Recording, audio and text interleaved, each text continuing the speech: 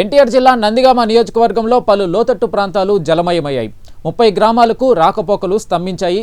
పునరావాస కేంద్రాలను పరిశీలించిన ఎమ్మెల్యే తంగిరాల సౌమ్య ప్రభుత్వం బాధితులకు అండగా ఉంటుందని తెలిపారు.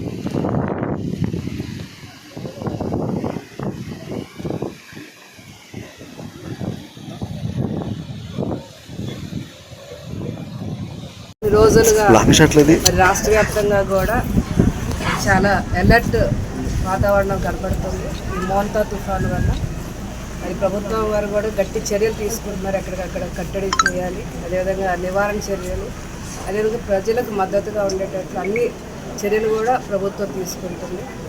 నందిగామలో కూడా మేము కానీ ఆఫీసర్స్ కానీ ఎక్కడికక్కడ అలర్ట్గా ఉన్నామండి.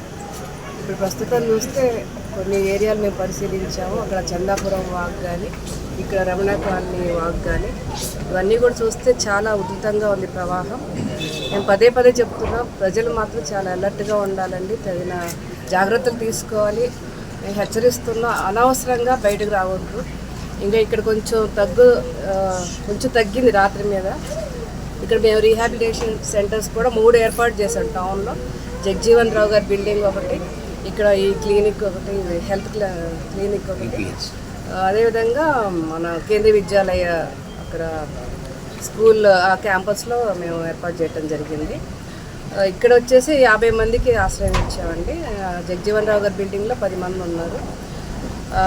ప్రజలు కూడా తప్పకుండా అధికారులు ఏదైతే ఆదేశిస్తున్నారో అవి పాటించాల్సిన మేము కోరుతున్నాం. ఇక్కడ ఎవరైతే ఉన్నారో రీహాబిలిటేషన్ సెంటర్లో వాళ్ళందరికీ కూడా మేము పొద్దున్న బ్రేక్ఫాస్ట్, మధ్యాహ్నం లంచ్ అన్నీ కూడా తగిన ఏర్పాట్లు చేస్తున్నాం.